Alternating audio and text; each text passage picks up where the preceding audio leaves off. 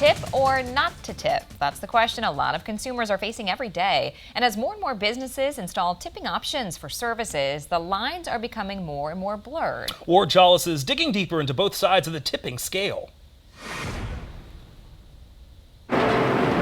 Across the country, a silent frustration is brewing between consumers and businesses about tipping. Frustrated consumers complaining about being asked to tip at places they normally wouldn't, or being presented with suggested tips right in front of the person providing the service. It's leading some businesses, like Sultan, opening this week, to install no tipping policies. So we're paying everyone $20 an hour, which I think is a livable wage in Madison, Wisconsin.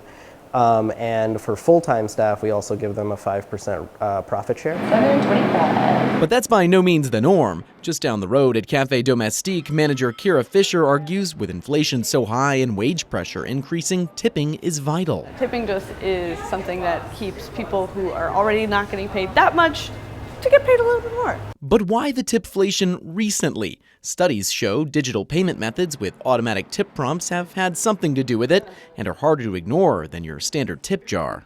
According to the digital payment company Square, tips went up by more than 25% at full-service restaurants in the third quarter of 2022 alone. During that same time period, tips at over-the-counter quick-service restaurants went up more than 16%.